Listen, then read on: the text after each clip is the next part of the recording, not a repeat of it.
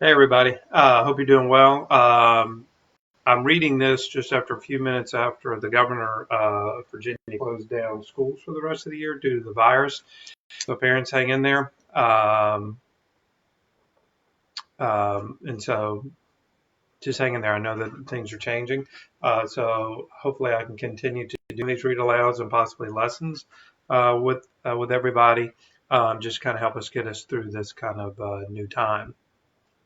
Anyway, what I want to read today, the other day I read my book, Kevin and the Seven Lions. It's a full-on picture book. I'm still learning where the camera is in here. Um, and this book is leveled for late first grade readers through second grade readers. I continued the story of Kevin in a chapter book, Kevin and the Three-Headed Alien. So this book is not a full-on illustrated book. It does have several illustrations in it. And again, I'm going to learn where my pictures are. Okay. And so this book is leveled for second and third grade readers. Just kind of give you a heads up on that. And this story continues the story of Kevin from his writing, and now he's going to be working with friends with it. So anyway, I'll be able to share that, kind of check in with everybody. Hopefully this can also give you some ideas for your own writing or for your students' writing as you're working through this homeschooling situation we're all in. So hang in there. And I'm just going to read the first two chapters today of this book, and I'll talk about it as we go through. So again, this is Kevin and the Three-Headed Alien. Then there's our first picture. Chapter 1, The White Whale. I'm not going to put on that. Ahoy! Man ye stations! We've got a ship to board! Shouted Graybeard, the dirtiest pirate that ever sailed the seven seas. Ahoy! Hey! A ship to board! Squawked Dirty Melon, Graybeard's parrot. Men ran back and forth across the swaying ship. Graybeard, with Dirty Melon perched on his shoulder, walked slowly to the stern of the ship, the White Whale. There she was, the prize, the Falcon, the fastest ship on the seas, with treasures to match inside. Graybeard had been pursuing her for months, and here she was, right in front of the White Whale. Cannons began to fire, smoke rose and billowed everywhere, but Graybeard just stood there, staring at the Falcon. It was going to be his. He could feel it. He knew it. He pulled out his spyglass and held it up to his right eye. There, looking back at him through his own private telescope, was Captain Kurtz, the soon-to-be former skipper of the Falcon. Although he stood 400 yards away, Graybeard pulled his pistol from his belt and pointed it at the Falcon and pulled the trigger. Bang! Chapter 2, Jared. Kevin, what are you doing? Shouted Jared Thompson, Kevin's next-door neighbor. Jared was also in Kevin's class. Get up, it's your stop. Kevin Kirshner looked up and put his pencil down, closed his notebook, and got off the bus. He walked briskly to his house, hoping that Jared would just go home. Kevin's rustled brown hair bounced as he walked. Kevin! Jared wasn't going to his house. Kevin kept walking. Jared ran to catch up, his backpack slung off his left shoulder. Kevin, what's with the notebook? Let me see. Jared was tall and skinny with tan skin, short-cropped hair, and glasses. No, said Kevin, picking up his pace. We don't have homework tonight. Where were you riding? Jared tried to keep up as Kevin tried to outwalk him.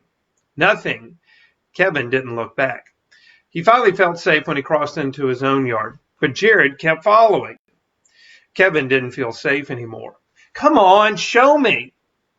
Jared reached out and grabbed Kevin's journal. For a moment, Kevin didn't realize what had just happened. He looked at his hand. It was empty.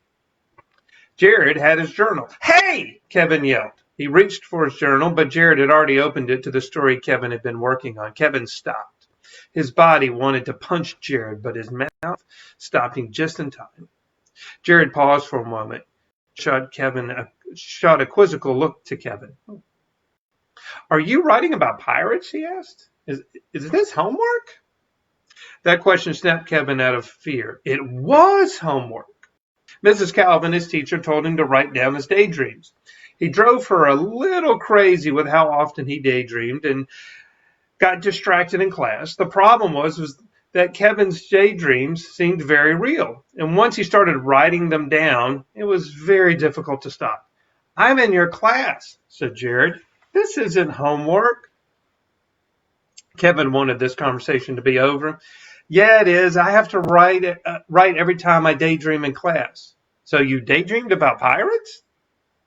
Yeah, we talked about Columbus today, and I started thinking about being on a boat in the middle of the ocean. Pirates are more interesting any time of the day, Jared said as he continued to read. Can I have the book back now, pleaded Kevin. Oh, sure. Jared closed the book and handed it back to Kevin. So how long you been writing about these daydreams? Kevin tried to remember. I don't know, a couple of weeks. Can I keep reading the pirate story? Asked Jared. Kevin was taken aback.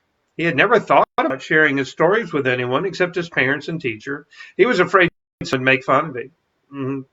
Okay, but he hadn't finished it yet. You won't tell anyone about this, will you? And don't make fun of it, Kevin begged. Just let me read the story, Jared insisted. Kevin handed him the journal and turned the page to the pirate adventure. He and Jared headed up the stairs into Kevin's house. Once inside, they went into Kevin's room. Jared sat down and quickly finished reading. What happened after Graybeard shoots the gun? He asked. Duh, I can see that, Jared snapped. But what is going to happen? I don't know yet. Sometimes I get stuck, Kevin replied. Maybe Graybeard actually hits and kills the other guy, and everyone becomes afraid of him. You know, like his gun is beyond awesome or something like that. Jared spoke louder the more he thought about this new plot development. Kevin paused. No one had ever questioned or changed the idea of one of his stories before.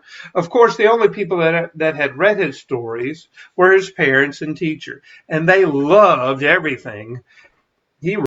Kevin felt strange. Jared's response didn't hurt his feelings. Jared wanted the story to continue. He wanted to participate in the creation of the story. That thought never occurred to Kevin.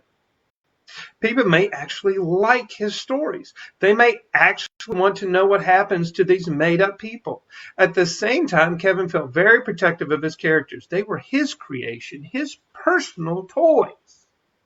But Jared's interest in the story gave Kevin a new sense of confidence. Someone actually liked his story and didn't laugh at him. That's the end of chapter 2. Hopefully I'll be able to come back tomorrow and we'll continue reading the story. So thank you guys for checking in with me and visiting. I see people popping in. And I also know people view these videos later. So if you wouldn't mind sharing some of these stories, especially to other teachers or to other parents that are kind of in this homeschooling situation we all seem to be in right now. There's a link on this video for you to be able to pick up the book either in paperback or in Kindle if you need to. And so hopefully you're able to. And thank you guys for sharing my videos and liking the page and just kind of stopping in to say, hey, leave a comment or a message and let me know how it's going. Let me know how I might be able to help. All right. So everybody hang in there. Have a good afternoon and I'll catch up with everybody later. Bye.